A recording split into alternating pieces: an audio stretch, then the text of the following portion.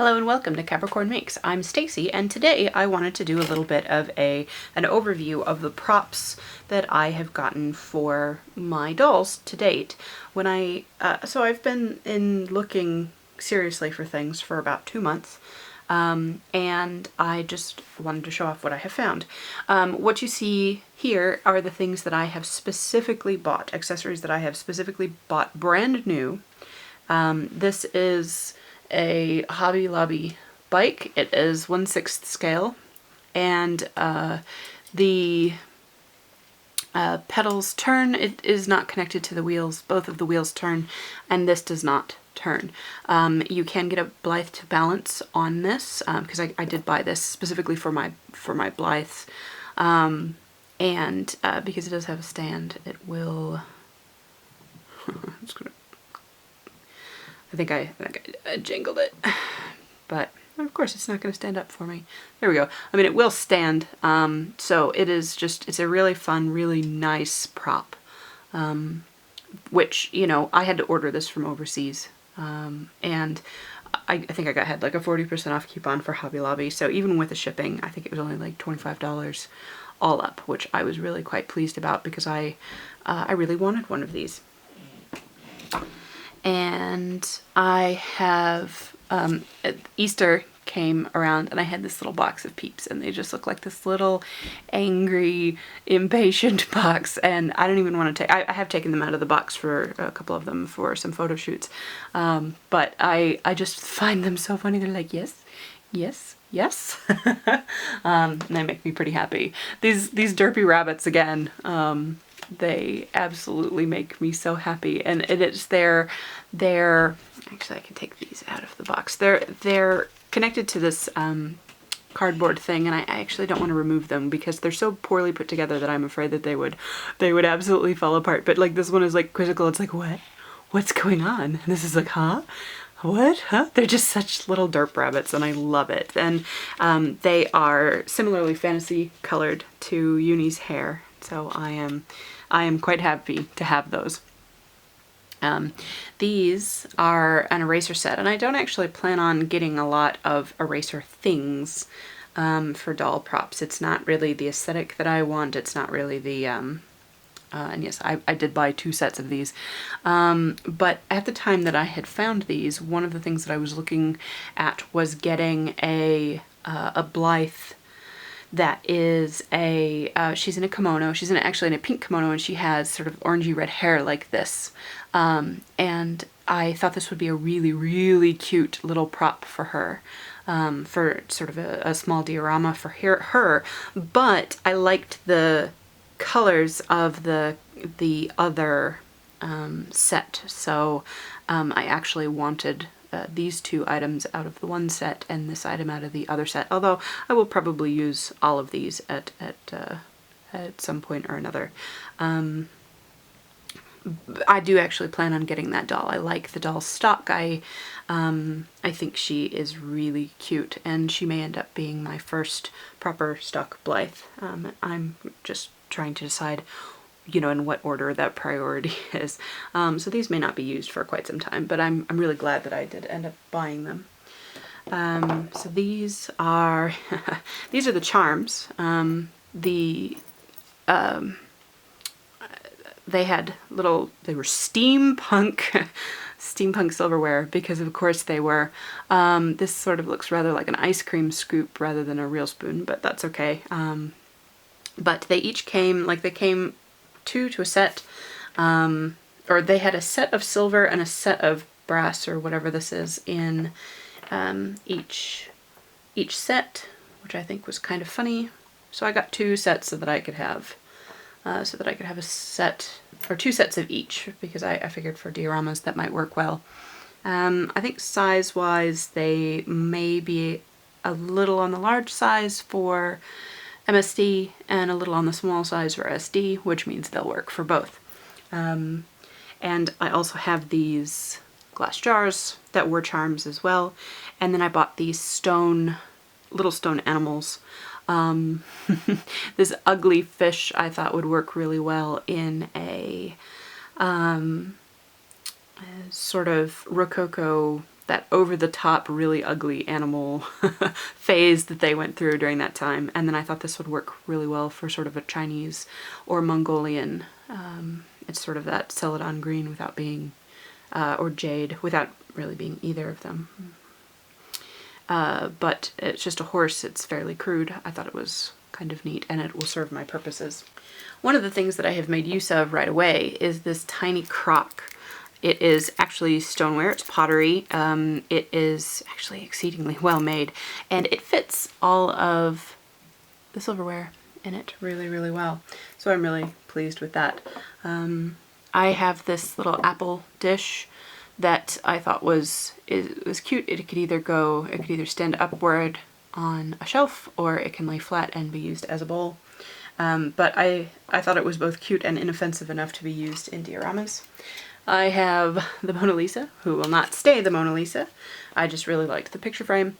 And I have another picture frame. The story about this picture frame is I was out with Arela, and I had found a picture frame for her for decorating her really amazing dollhouse. And I was like, oh, I really kind of like that. And she's like, you could have it if you wanted to. I'm like, no, I don't really have anything to do with it. So, you know, take it because you'll actually use it in your dollhouse. And I'm like, I can always borrow it for a photo shoot if I need to. And lo and behold, the next time I went out, I found one. So I was really quite pleased that I had found that.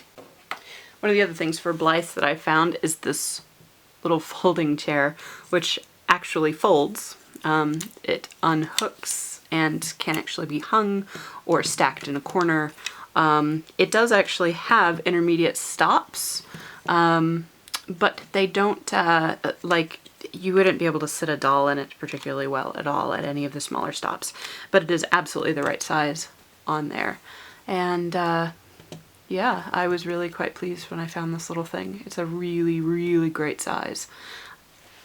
Some other fun knickknacks are, I found these little topiary trees that I think will work in several different scales.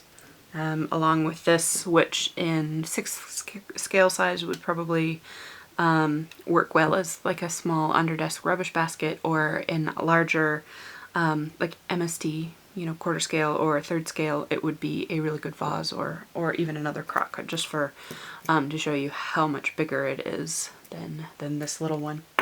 I also have this basket that's carved. I really like the detail in this.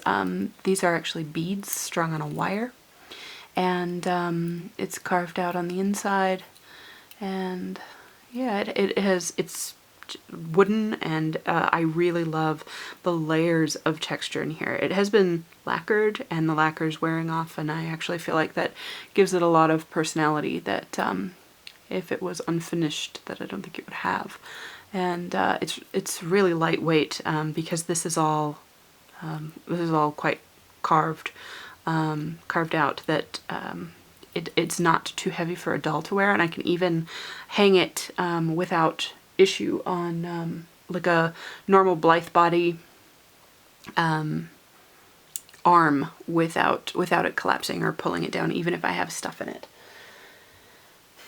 So if you had told me that I would buy a porcelain rubbish bin, I would have laughed at you. I would have been like, well, what are you even talking about?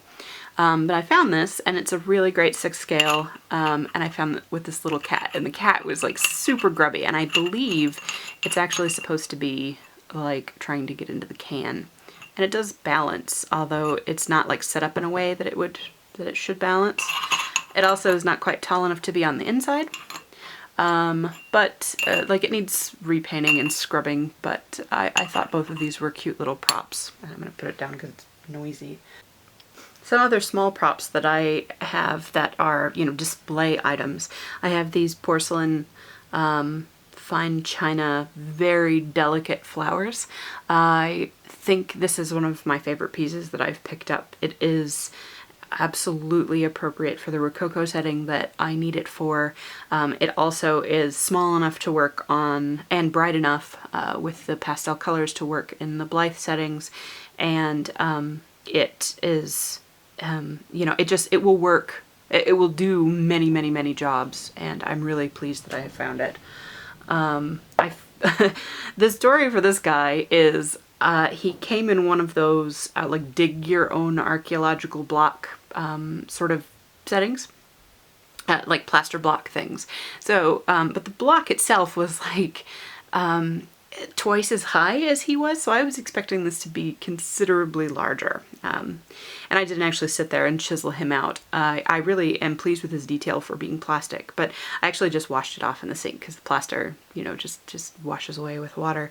And so I was quite surprised that he was as small as he is, but I still think that if I continue cleaning him up, you can still see there's a little bit of plaster here and there, and he's kind of dusty still. If I clean him up and repaint him to be a more appropriate color, I think he will still work really well in a diorama sort of in the back.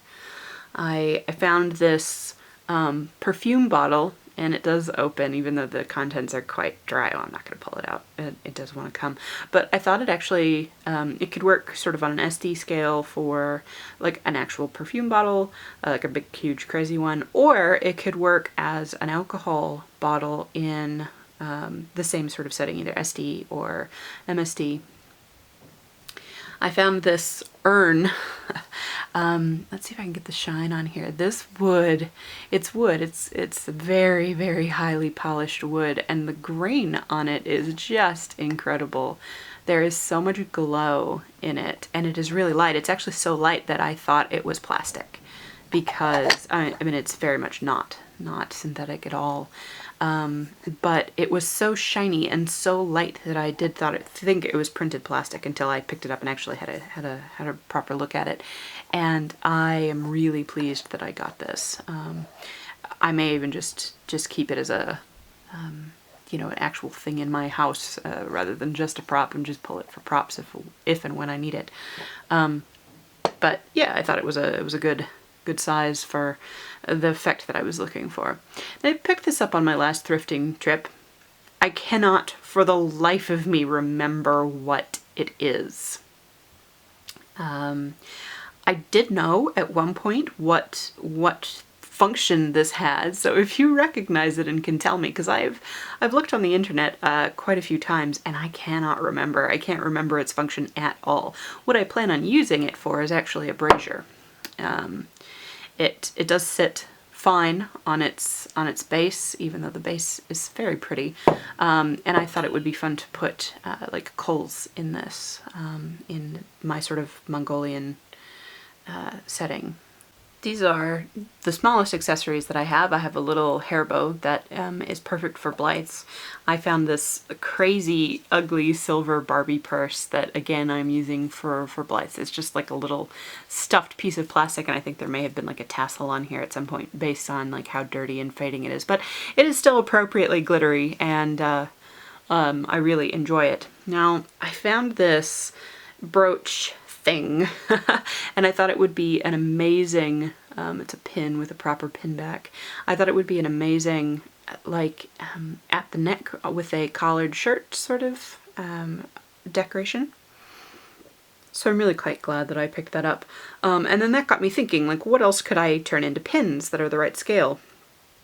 And I realized that if I picked up earrings that were quite small, I could clip the posts off of them and put get those little silicone backs to them, so that they wouldn't, so that the posts would be shorter and wouldn't stick out quite so much, so they would actually lay flat inside of bags or inside of lapels or things like that. Because I have quite a large pin collection of my own.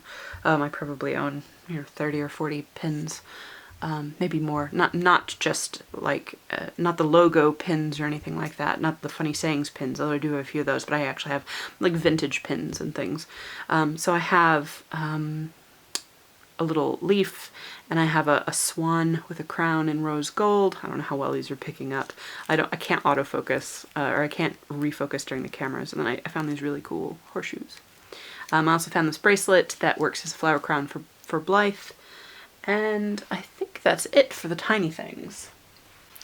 All right, on the other scale, on the other side of the scale, I found, talking about the pins that I have, I actually, it is a jewelry case and says so on the side, but it I actually thought this would be a really good display case once I bought it.